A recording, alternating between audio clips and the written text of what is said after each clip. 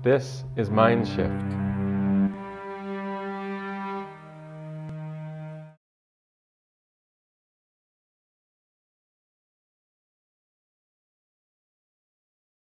I'd like to introduce Dr. Hilary Webb. Thank you. It is a tremendous honor to be here. As I said to some of the people who were here last night, I think the wonderful thing about this conference is there's such a wonderful opportunity for cross-breeding between different subject matters. And as Rudy was talking about his subject matter, I found myself going, well, that's kind of like this, and then this kind of like that. So, you know, as observers, you maybe can, connect the dots yourself a little bit. So, I'm here to try and explore the enigma of human consciousness in about 45 minutes, so I'm going to jump right into it. Okay, slide.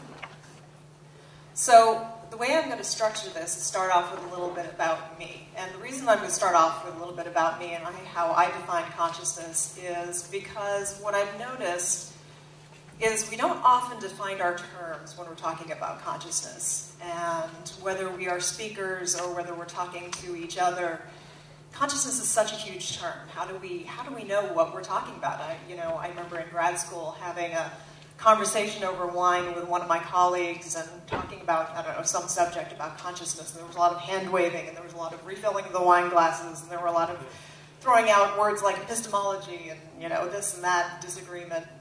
Until about maybe 45 minutes into it, when one of us said to the other, how are you defining consciousness?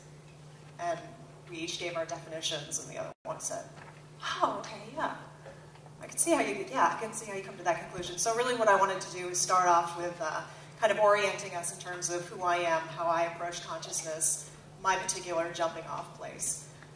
And from there, looking a little bit at the two main branches of studying human consciousness, the qualitative and the quantitative approaches. From there, going into Karl Popper's metaphors of clock systems and cloud systems. And then because my focus is qualitative research, I'm going to be focusing primarily on what it is about qualitative approaches that can help us to come to get some idea about the nature, function, and potential of human consciousness. And then we'll do a little wrap-up. Okay, a little bit about me. So, if there is an initiating event for my interest in the study of consciousness, it's probably many things. I grew up in Salem, Massachusetts, so I was exposed to this kind of thing much of my life. But the anecdote that I'll tell is I was about this age and went over to a friend's birthday party, slumber party. So you can imagine there's a bunch of 6-, 7-year-olds running around. We ate our cake, drank our soda, played games, and we crashed. So somehow I was put, sleeping in a sleeping bag, on the floor in between two twin beds. Fell asleep, middle of the night, woke up, startled awake.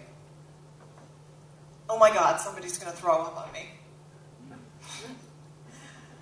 So I kind of went in my logical mind and said, all right, it's probably not the hostess. She's probably going to, she's not going to have a nervous stomach or anything, so it'll probably be her. So I scooted, a little bit closer to her bed, went back to sleep. Some amount of time later, I woke up, hostess turned over and threw up on me. So there was one of those inciting incidents for me of, how did I get that information? Why didn't I get more information? And what is the potential of human consciousness? What can we do with consciousness? And from my experiences, personally, professionally, I think human consciousness is actually quite remarkable. So started off with a real interest in beyond ordinary knowing or non-ordinary knowing. And this was a great passion of mine for most of my childhood, and it was cut short by a certain incident, which I'll get back to, hopefully, if I remember later at the end of the talk. And but I stopped completely, sort of looking into this realm when I was, about 12 or 13. But then again, when I was in my mid-20s, I got introduced to shamanism, and for me, this was a real eureka moment for you know, the shamanic techniques really are, for me, a you know, bunch of practices that really give you a set of tools and techniques for going into altered states, for finding the ability to acquire non-ordinary knowledge, which was a very exciting thing indeed. And so after a couple books and a lot of experiences working in the shamanic realm, I decided I wanted to go back to school and get a little bit of academic grounding in all this. So I did my master's at Goddard College in Consciousness Studies with a focus in the reconciliation of opposites and looking at different spiritual and philosophical traditions that see the opposites as being complementary rather than in an antagonistic war, as is often the case in our culture. My PhD was in psychology from Saybrook University, and there again I went to Peru, spent a lot of time there looking at the Peruvian concept of Yanantin, or complementary opposites, as being their philosophical jumping off place. Again, quite a contrast to the antagonistic model that is pervasive in the West. After that, that's okay. As Michael mentioned, I'm managing editor of Anthropology of Consciousness Journal. I was a research director at the Monroe Institute. So anyway, the point of all this is to say, you know, one of my primary interests is looking at how the opposites can come together, how we can find ways of using the strengths of both pairs in order to come to a greater whole. And as I said, qualitative approaches to the study of consciousness is my place where I jump off from. All right, so my approach to defining consciousness. You know, as I said, we don't often define our terms. You know, as a speaker, I suppose if I define my terms and you have a completely different view, I've lost you already. So I'm going to tell you how I approach consciousness, and, you know, I don't believe it's the answer to what is consciousness, but it's how I approach it. So, my definition is in alignment with Aldous Huxley. I don't know if any of you have read The Doors of Perception. It's a wonderful book about Aldous Huxley's experiences using mescaline back in, I don't know, I think it might have been the 30s or the 40s. And I really appreciate the way he sums up his experience and how it informed his relationship to consciousness. I'll read it out loud. Each person is, at each moment, capable of remembering all that has ever happened to him and of perceiving everything that is happening everywhere in the universe. The function of the brain and the nervous system is to protect us from being overwhelmed by funneling the information through a reducing valve. What comes out at the other end is a measly trickle, leading us to believe that reduced awareness is the only awareness. However, through these permanent or temporary bypasses, for example, spontaneous altered states, intentional spiritual exercises, hypnosis, drugs, there flows something more than, and above all, something different from, the carefully selected utilitarian material which our narrowed individual minds regard as complete or at least sufficient picture of reality. Okay, so keeping in mind that, the definition that I use for my work goes like this. Consciousness is the means by which the total sum of experience, information, knowledge, and understanding becomes available to us, both through states of ordinary, such as daily, ego-bound, linear, causal, etc., awareness, and non-ordinary, non-local, non-linear, transpersonal, etc., awareness. And as human beings, we are in every moment experiencing and being transformed by the world through ordinary and non-ordinary means, whether we are aware of it or not. But ask me again tomorrow. I might tell you something totally different. So, a couple things to notice about my particular approach. I'm not really all that interested in what consciousness is, ultimately. I'm very interested in how we experience it. I'm interested in how those experiences transform us. I'm interested in how other cultures, both within our own culture, cross-culturally, experience consciousness and what we might learn about consciousness as a result of looking at these various perspectives. And a term that I'm going to use possibly frequently is experiences of consciousness. And what I mean by this is really, it can be a variety of things. You know, we think of altered state experiences as being dramatic ways of experiencing consciousness and experiencing this non-ordinary and ordinary consciousness. But in our daily life, we really have all kinds of experiences of consciousness, from revelations with a big R to revelations with a little r. You have an argument with your spouse, let's say, and suddenly you step outside your position and listen, and suddenly you get what your spouse is saying. And that's a revelation with, well, it can feel like a revelation with a big R, but those daily revelations are experiences of consciousness. So when I say experiences of consciousness, it's really very wide range.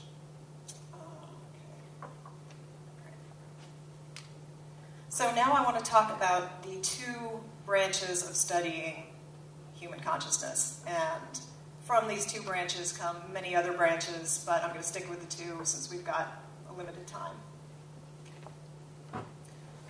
So the quantitative is more or less the domain of the experimental sciences, neuroscience, behavioral psychology, etc. A question that a quantitative researcher might ask is, for example, what neurological shifts occur in the brains of individuals during rave trance dances? So, it's, I'll get to it a little more in the next slide, but it's a lot of big picture. What are big groups of people reporting, or what are they showing on our instruments? So the qualitative researcher, which usually encompasses the humanistic sciences, anthropology, transpersonal and humanistic psychology, might ask that a similar question, but say, what is the psycho-spiritual experience of individuals during rave trance dances? And again, we've got some of the attributes of the quantitative versus the qualitative. So we've got, you can see the quantitative, we're looking at qualities, we're looking at measurements, numbers, statistics, a lot of data, a lot of looking at not so much human experience, but the statistical analysis of human experience. Whereas qualitative, you're looking at the qualities of a person's experience. So you might do an interview with a research participant and look at what they say, and look at how the words inform their experience, or how they are describing an experience. What words do they use to describe these experiences of consciousness, and what might this tell us about consciousness in general? And in the quantitative field, there's a desire for a strict objectivity, to keep researcher and researchee very separate, so that your own, as the researcher, your own perspectives, biases don't muddy up the data that you're gathering. In qualitative, on the other hand, there's, as an anthropologist, part of my work turned out to be building relationships with my research participants, and participant observation, and getting involved with them. And along those lines, quantitative, in order to create the strict objectivity, you want to kind of go in with a really premeditated design, so that you're following very strict steps to keep that objectivity. As opposed to the qualitative, where you can be pretty free-flowing, and the design will emerge. In my work, in the book that's coming out, I went down to Peru to look at this concept of Yanantin, or complementary opposites. And I was planning on doing a very traditional ethnographic study. And just, got there, sat down with my primary research participant, pulled out my notebook, said, okay, describe Yanantin. Tell me what Yanantin is. And he looked at me and he kind of, politely rolled his eyes, and he said, all right, well, I can define Yanantin if you want, but can I suggest that you download it from the Cosmos instead? So that's a longer story, but the point being, what came from that is, because of my interactions with my research participants, I was sort of, forced, very nicely so, to change my research plan so that my relationship with the material became much more personal. Yeah, so having left very qualitative humanistic schools and background and all the experiences that I've had, it was discouraging to walk out into the professional world and discover this war of the worldviews that's going on between the qualitative and the quantitative sciences. And attending conferences and very heavily dominated with the quantitative. And don't get me wrong, quantitative is absolutely necessary, and I am fascinated and excited by what is being discovered through these means. But very surprised to find out that the qualitative approaches are dismissed, disparaged, discounted.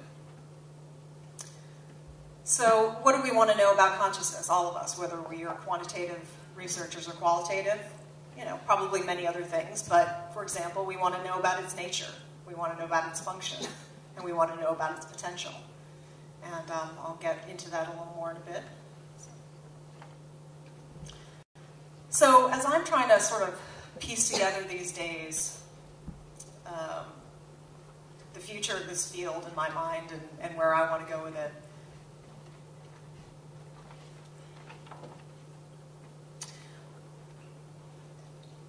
you know, I ask myself, are there ways of bringing the two fields together? Are there ways of validating both sides with each other in order to come to a greater understanding of who we are as people, as human consciousness? So one of the metaphors I love to use when I'm thinking about this is the scientific philosopher Karl Popper divided the world into two kinds of systems, clock systems and cloud systems. So as he described it, clock systems are orderly, they're predictable, they're reducible, and they're mechanistic. So, you know, clock systems are great. They help us, you know, figure out, okay, I've got 45 minutes and I got to make sure I get a certain amount of information done in a certain amount of time, and I want to make sure that everybody gets to lunch okay, and so on and so forth. So these are good systems to, you know, keep in mind. Cloud systems are unpredictable, open to interpretation, relational, and naturalistic. And so just imagine that you are laying in a field with a friend, looking up at the clouds, and one of you says, oh, I think that cloud looks like a horse, and the other one says, oh, I think it looks like my third grade math teacher, and let me tell you about what she was like. So who's right and who's wrong? You know, it's neither. It's interpretation based on memories, based on thoughts, based on emotions. So think about your daily life. You're sleeping. Say it's 5:59 in the morning and you're sleeping and you're in the middle of this great dream. Clock system or cloud system? Maybe cloud system, that's what I'd say. 6 o'clock, the alarm goes off. Clock system or cloud system? Clock system. Next 45 minutes, you kind of, oh, actually, I should say, you know, you wake up a little bit, you think, okay, how much time have I got? Have I got enough time? Or, yeah, okay, I'm going to hit the snooze. So you go back to sleep and you have one of those great sort of hypnopompic dreams where it's really vivid, and then the alarm goes off again, so you're back in the clock system. And you get up and you make the coffee and you keep looking at the clock to make sure that you're okay, still good, okay, gonna wash my teeth, all right, still good, okay, all taken care of, you get in your car. Driving, driven this, you know, half-hour drive for the last 10 years. So you're driving, you don't know how you got there, you get there, but you've thought about all the things you want to do with your day and everything you did yesterday, and thought about the dream that you had. So we are engaging in clock and cloud systems, back and forth, off and on. So the question is, consciousness a clock system or a cloud system? I say both. And maybe something like a spiral. Rudy. Down in Peru, I just love their worldview, so I bring it up a lot. But they engage with time and space and consciousness as both cloud and clock. They consider it a spiral. And as a spiral, it's sort of both linear and cyclical. And they find themselves able to, and willing to, engage with time, space, consciousness in both ways very easily and move back and forth. So here we have the question: in what ways can qualitative modes of inquiry help us investigate human consciousness, in particular its nature, its function, and its potential? Because, as I said, what do we want to know? We want to know nature, what it is. What is it? We want to know its function. What does it do? What does it do for us? Why do we have consciousness? Why are our consciousnesses the way that they are? Why do we have memories? Why do we have thoughts that we have? Why do we have the subjective experiences in the way that we do? And its potential. Not only what does it do, but what does it super do? Remote viewing, things like psychic experiences, things that go beyond what we are very comfortable with in a daily, ordinary course of events. What else is possible? So I'm going to go back to the question that was used as an example earlier to show how research is being used to look at consciousness in a qualitative sense, and in particular those three questions about the nature, function, and potential. So what is the psycho-spiritual experience of individuals engaged in rave dancing? So it's nature. When we look at consciousness, how does it reveal itself? And what I'll say, qualitative is not all that interested typically in what consciousness is. I think the quantitative methodologies are much more interested in, finding that reductionistic, what can we reduce it to? Which is fine, it's very interesting. But really, as a qualitative researcher, I'm personally interested in the experience of it. So, okay.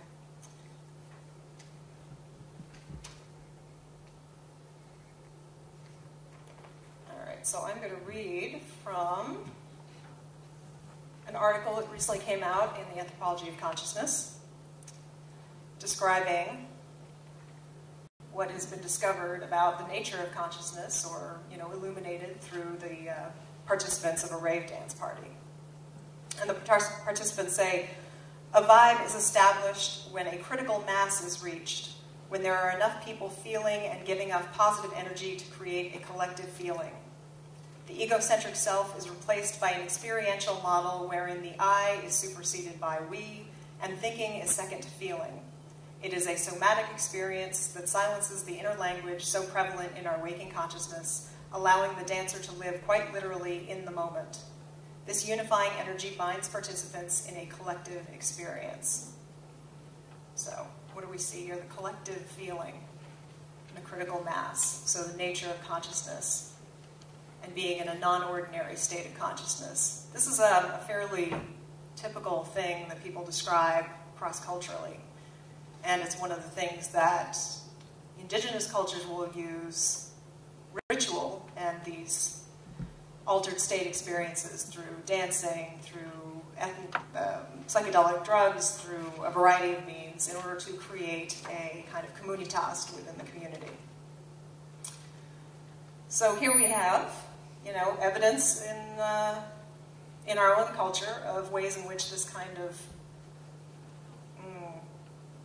nature of consciousness as a unifying, boundary dissolving possibilities of altered states of consciousness is being expressed. So now, sticking with the same question, looking at function.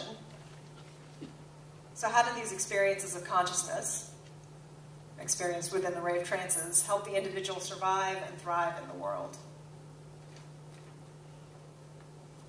So, again, being described by the participants and by the researcher. For many participants, their experiences within electronic music dance culture have radically altered their notions of self and personhood, permanently changing not only perceptions of the world, but also how people choose to interact with it. This feeling carries back to the everyday world, in which participants have reported a more concrete engagement in life. So,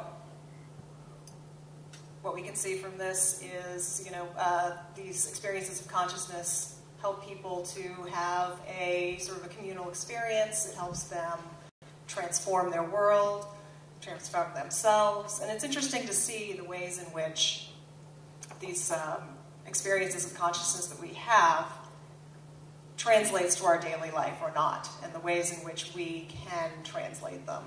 You may be familiar with the story of the 4 rabbis. So you had 4 rabbis who went up got transported up into heaven, met God, came back.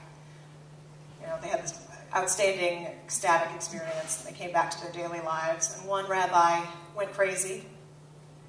One rabbi began to sort of lecture about it, pontificate, and talk about it, and he kept it very much at an intellectual level.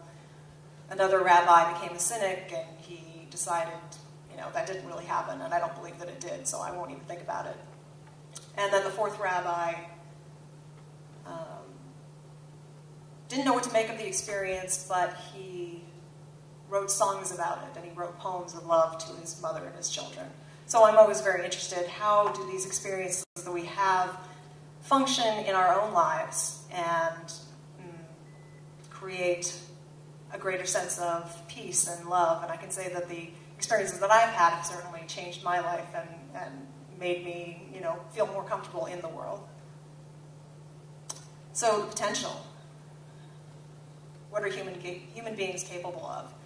So Rudy talked a little bit about some of these interesting things like remote viewing and psychic phenomenon and so on and so forth.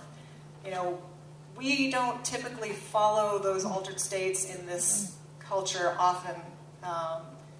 We don't often follow to what is the potential for example, healing. Other cultures do, and I'll read another. So from another article from the Anthropology of Consciousness.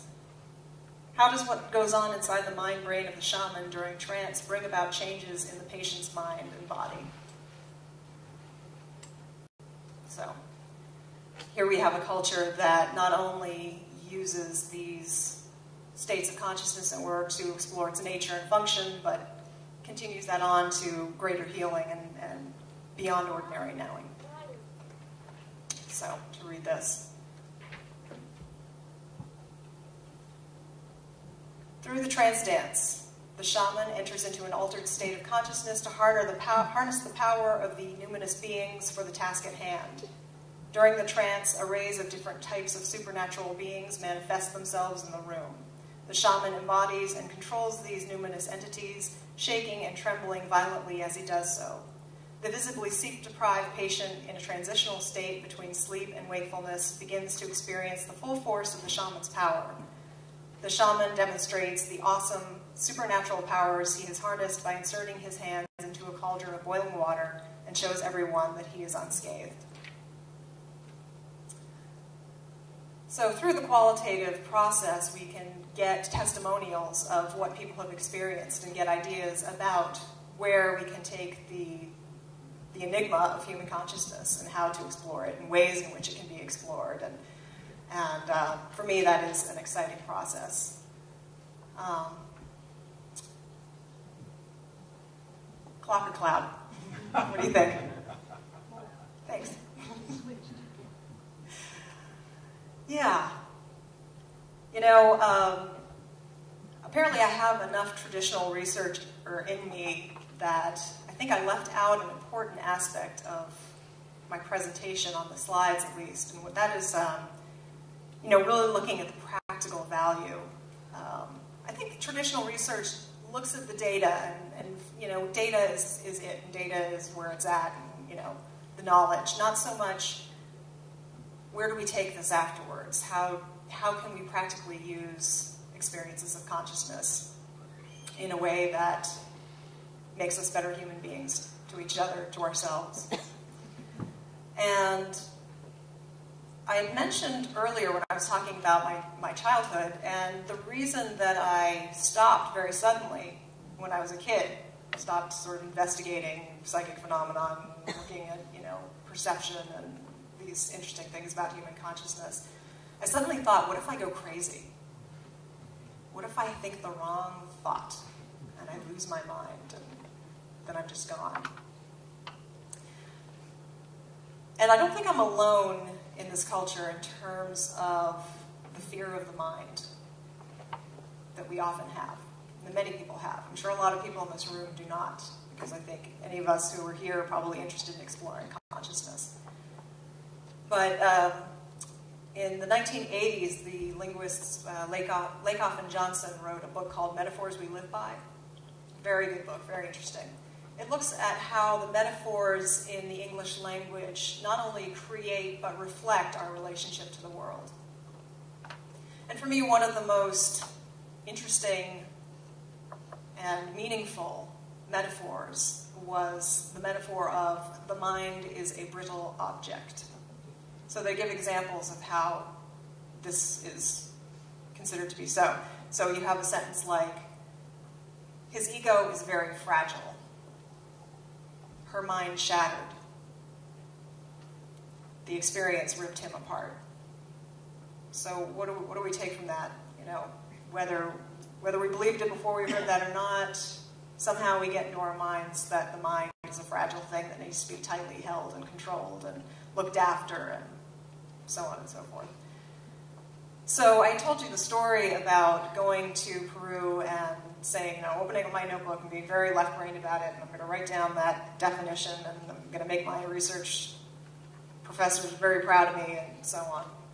And having my shaman friends say, no, you got to download it from the cosmos. I'm going, what does that mean? Yeah. And what he said was, you need to download it through the cosmos through going into ceremony with San Pedro, which is a mescaline-based cactus. And you know, I figured by that time, okay, I've done shamanic journeying, I'm experimenting with this, that, and why am I afraid? But I was. What would I find out about my own mind? What would I learn? What if I didn't learn anything? Maybe that's the worst part.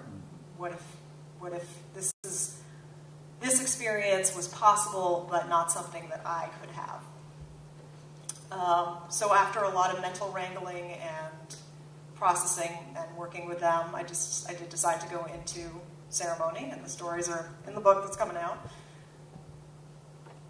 And it was outstanding, and so one of my soapbox issues is, how do we become less scared of our psyche? Because I think only in becoming less scared of the contents of our own minds and the contents of our consciousness will we be able to really go deeply into the nature and the function and the potentials of human consciousness. So, you know, it's sad to me that in this culture we don't have many outlets for that. Places like the Monroe Institute, you know, offer a wonderful opportunity to have a safe place to go dive into experiences like this. And there are other places as well, I'm sure, that you could all share. Yeah, so that is to me one of my great sadnesses for the culture that we live in, is our fear of the mind, and that it gets legalized and illegalized. And experience, as Rudy said, you know, when you make something off limits, an experience off limits, it's no longer, you know, it's no longer real in some sense. It doesn't exist. It's no longer on the table for model building. And as far as I'm concerned, we need all the tools we can for model building, both the qualitative and the quantitative. So I'm going to leave you with a few meta questions, because honestly I have no answers. And really, the point of my talk, I want to generate a discussion going about how to make all this happen. So, what do I want to ask you? Why do we always put more faith in machines than our own experience? You know, working at the Monroe Institute, we at times would put people, you know, as they were going and having their journeying experiences. Apologies to anybody who doesn't know what the Monroe Institute is, but we study consciousness and by sound technology. And so anyway, had somebody hooked up to the galvanic skin response, and, you know, we're watching on the computer as the little beeps and things are going up and down and showing us, you know, how nervous he is, if he's relaxed, and so on and so forth. And the guy's laying there, and we say, so how are you feeling? Are you getting relaxed? He goes, I don't know, does the machine say I'm relaxed?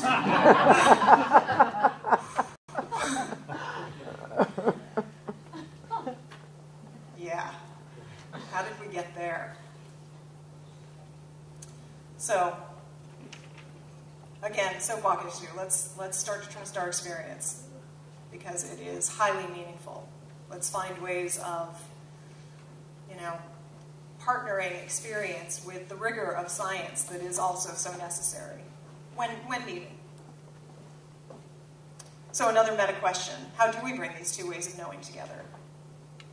I'm really interested in reconciling the opposites. That's a lot of what my work has been. And I don't have an answer for that, and I would love to hear and work with any of you that are interested in working towards that goal of reconciling the opposites. And I'm sure it can't happen all at once, obviously, maybe not even on a big scale, but as I said, conferences like this, to me, are the future.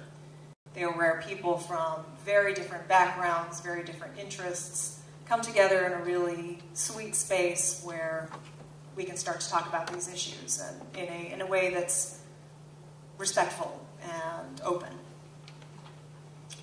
So, yeah, I'm going to leave you with a quote from Carl Jung, which I hope to inspire you towards this kind of thought.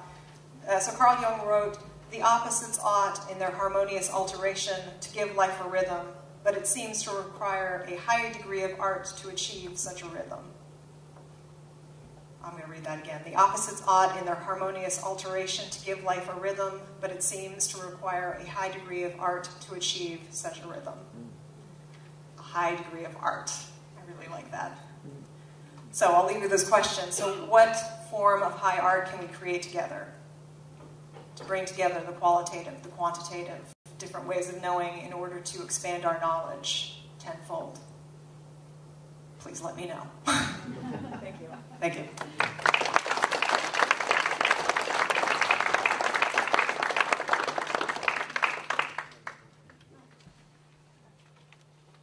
Thank you, Hillary. That was really wonderful.